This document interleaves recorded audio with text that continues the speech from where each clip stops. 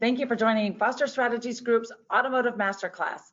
Today in Transforming Automotive, we take on an important topic affecting dealerships, scheduling your service right by effectively using online schedulers. In order to help us walk through that conversation, we've brought in Tim Pearson, the Senior Director of Business Development from Maritz Company right here in St. Louis. We're right under the arch today. There you go. Tim, thanks a lot for joining us. There are a lot of tools everybody has at their fingertips nowadays, but tell us more about how using these tools and using the online scheduler helps dealerships run their service department. Well, I think that it's one of those sort of in 2019, it's a tool that everybody has, and it's also a tool that's very rarely installed properly and has everything working the way that the customer can use it, get through the system, make an appointment, and then show up and have somebody know they're coming. So this is going to be something that's actually on the dealer's website. Yep. Where the customer gets to, okay, hold on, are you telling me the customer's even booking their own appointment? Yep. But there are still gaps in how well that process is going? Yep. So let's make it even easier for our dealers. Let's talk about how to effectively do that today. Well, there are a couple things that that dealers should be aware of, and the first is the entry into the service scheduler.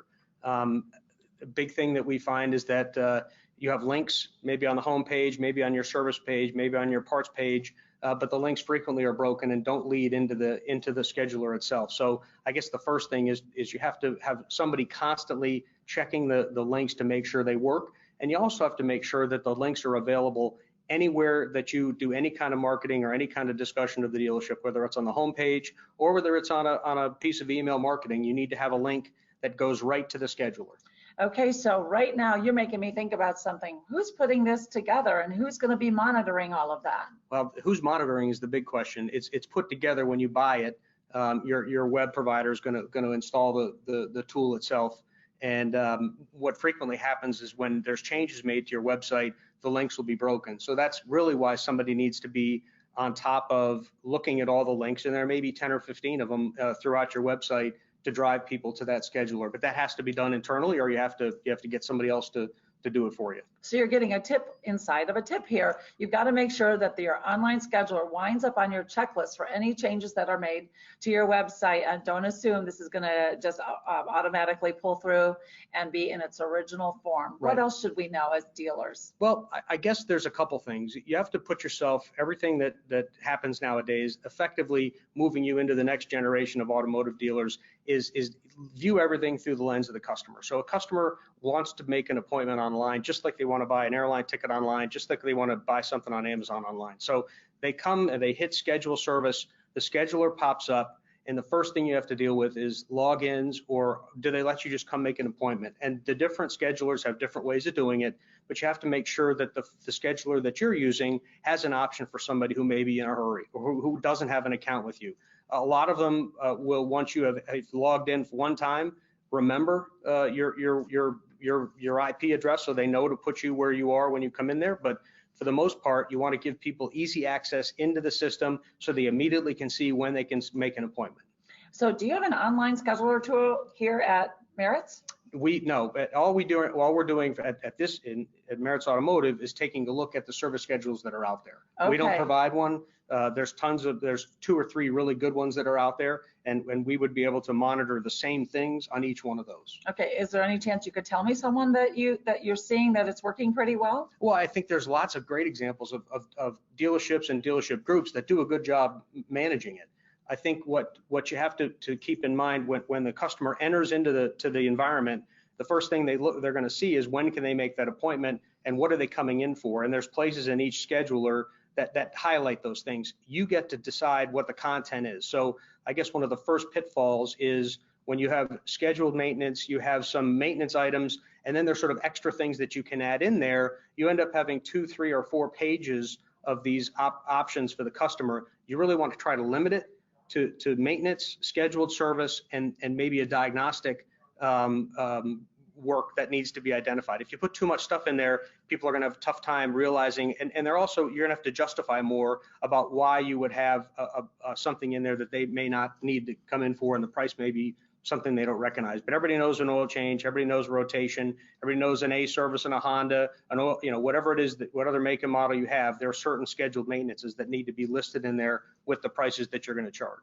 You know, you're making me think of some conversations we had earlier today about this whole entire experience being seamless and friction-free for the consumer. And just the fact that they go in and they have to make a lot of decisions, all of a sudden they might be nervous or afraid about it. And we don't want them like jumping out of that and jumping on the phone and calling another dealership in order to make it easier. So it's really mission critical to get this right and make this easy for your consumer. Because if we say we're making things easy for them, but then we put a bunch of roadblocks up for them, it looks like you've got a cool tool. Yeah. But that's why we've got Tim in here helping us today, like how to make sure that you're using that effectively so you do get the most out of it, but most important so that your customers use it and enjoy using it and go back and visit it again, right? Right. You've got to remember when somebody goes online to make a service appointment, something has triggered that. Right. They have a flat tire, they have a light that showed up, a check engine light, something has happened and they're going in to look. And the first big pitfall is when you allow someone in your service department, maybe it's your service manager, maybe it's somebody that just is associated with this tool, to determine when an appointment can be made. People don't want to wait 5 days to come into have a service appointment. If they're triggered to go and make an appointment, they want to come in right then. So you have to make sure your availability makes sense. The service schedule will also demonstrate scheduling and loading problems, technician shortage problems when you can't handle the work, but it's really important for that person making the entree into the dealership to be able to say, I need to come in tomorrow morning, I need an oil change. It's a very simple request. It should be able to be done. We look at schedulers all the time where the first appointment is 2, 3, 4 days down the road. That can cause rejection. That can make somebody go, I'll just go somewhere else to do it. So we also find that employees inside the shop will tend to block out times where they don't want appointments. So you'll find that they block out in the morning until 10 o'clock. They maybe block out for lunch. They maybe end all the appointments at 4 in the afternoon. This can be done behind the scenes, and as a dealer, you may not ever even know that it's being done. Are you telling me that the employees can actually set their own availability in some cases? Whoever's in charge of managing that tool has the ability to shut off times. Now, there are legitimate times when you can't do it. But in general, if you find that your service manager is blocking out lunchtime or not letting a waiter come in until 10 o'clock in the morning, it's really showing your customer that the internal problems in the dealership, the internal struggles are causing them to be affected. And that's something you really want to try and avoid. You know, it does expose problems and it does make you have to change things in your shop, but you got to always work on what the customer wants. If the customer wants to come in the morning, you got to kind of make it worthwhile. I've seen great examples where stores will work on incentivizing folks to come in the afternoon.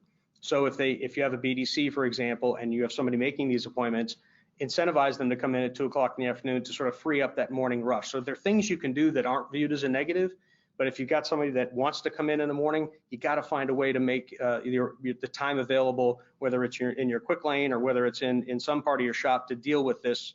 It's just critical for the customers and their view on what you're doing in the store. Let's talk for a second to the dealers who have made the decision to not go forward with an online scheduler yet, because those people aren't going to show up. Can you tell me, those people are just making up make-believe appointments. Yeah. Can you tell me statistically what the difference is if we have this data for customers who set appointments the old-fashioned way by calling in, or that are now texting or using an online scheduler? What are we seeing there? I think that the show rates on legitimate customers, whether they're online or whether they make a phone call, aren't that different. Where you run into problems when you're compensating people for making service appointments, where you'll find that the show rates are lower because they have a maybe and then they put it down, it clogs up the scheduler, and that's a big, huge problem. So, there's a couple things you want to monitor. One, you want to monitor the percentage of your appointments that are coming through the web. That's an important number because when you're having people make appointments on the web, the phone's not ringing. And if you've spent any time in a service lane, you know that the phones ringing are a distraction for everybody. They're a distraction for the advisor, they're a distraction for the customers. If you have a customer standing in front of you and the phone's ringing and you're not answering it, that customer has a bad impression of that store. So we want to try to eliminate as many phone calls as possible. So having them make that appointment online reduces the number of phone calls. Making the appointment online allows them also to opt in on texting. When they opt in on texting, that also reduces phone calls. So people can communicate via text, your car's ready, your car needs this, your car needs that. And there's all kinds of cool tools out there that do that. But that's a really important piece of the online piece, is to drive everything towards that telephone so the advisor can communicate when he's not right in front of somebody, and it creates a much better atmosphere in the shop. You're making me think that this is actually a way to actually drive appointment show rates, because now maybe I'll bet with most of these tools, there's like, whether it's populating on my calendar or I'm getting text reminders or email reminders. Is that happening too? Well, yeah, sure. Every time an appointment's made, you can get it to notify whomever you want to, but the scheduler will load up and you'll be able to go on and see how many appointments you have for tomorrow. That's if they're online or not. But when a customer is wanting to do something, you need to accommodate that, because it's ultimately what's going to drive loyalty to your dealership is making it an experience that it's easy. I need to come in for an oil change. I went online. How many clicks does it take to make an appointment? That's something you need to count, and you need to sort of see what's involved, and your particular scheduler, whoever you have, how many times do they have to click and enter things before they can go in. Best possible scenario is they go in and they say, I want to come in tomorrow at 10. I need an oil change and a tire rotation, and there it is. Click confirm appointment, sends you an email, and they show up the next day. You know, this is a transformative tool for business. Big time. It's a big time saver also for everybody, for the service department staff, for the customer who may not want to be on a phone at work, even having anybody hear what they're up to at the moment. Now, let's take the next step. And I'm not sure what the data looks like, but what about the number? You know, everybody's talking about how many lines are on the RO. Mm-hmm. Are we seeing any opportunity to hold tight to the RO, the lines in the RO expectation here? Are we seeing any shifts in that?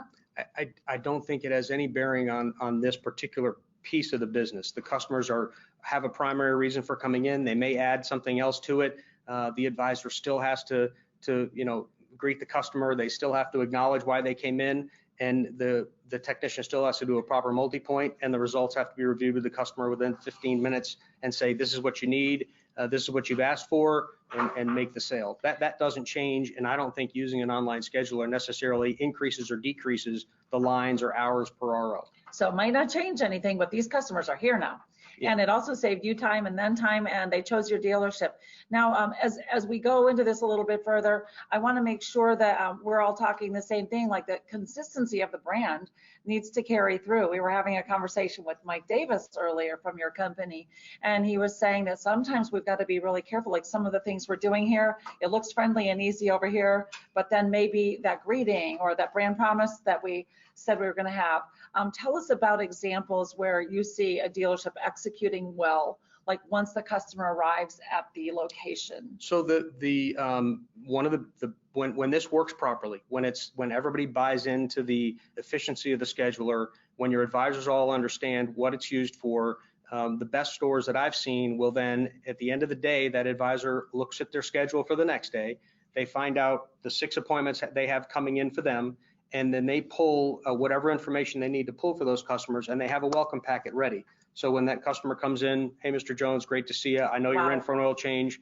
I also see that the last time you were here, your tires were yellow, and we measured, we're going to measure them again and just make sure those are okay. And sort of just lets the customer know that they don't have to repeat themselves. They're coming in for something, we acknowledge it, and then we sort of let them know what's going to happen when the multi-point occurs and when it's reviewed with them. So we make sure to pick up where the customer left off, use the information they have, greet them warmly, and with a lot of intelligence. You have the information that you need there, but still go through the steps and do the job as if they approached your desk right. From the service line. Right. And I guess none of this is to say that if you have advisors with good personal relationship with customers and they want to call, that's fine. This is not necessarily actively pushing people who are happy to do something that may not make them happy. It's allowing this avenue to come into the dealership that people are choosing on their own. That's the important thing. One other point I would add, when you're in the scheduler, all the schedulers allow you to download pictures of your advisors. And that's really important. You need to have the people in there, probably even some descriptive lines, how long they've been there, but have those in there. So because you may not remember a name, but you might remember a face, and that's good. Those advisors are trying to build a book of business just like salespeople are, and they want those people coming back to them because you've paid your dues by doing the maintenance work, and when it's time to have a larger repair, you want to get that customer back to you. And having those pictures online helps that out a lot. Yeah, make it easy, dealers. Make it easy for your customers to find somebody that gave them great service before. Yep. And that's the best way to build employee recognition, employee retention. Absolutely. Is making it easy for them. Well, the screen just went black, so that's our clue that it's time to go. Tim, I can't thank you enough for this helpful conversation. We're going to be talking more. Good. If our audience wants to reach out to you, where would they reach you? You can go through the Maritz Automotive website or timothy.pearson@maritz.com, whatever is more convenient. And I'm sure we'll have stuff on your website that gives direction. So yeah, we will. It's all part of this group and what we do. And it's good to be here. Thank you. Oh, you're very welcome. Well, like I said, we've gathered a team of industry experts designed completely to help give you education that you need that you might not have gotten anywhere else and elevate the conversations that we're all having. So thank you all for listening in. Check us out on www.fosterstrategiesgroup.com. If you didn't jot Tim's information down, it'll be there.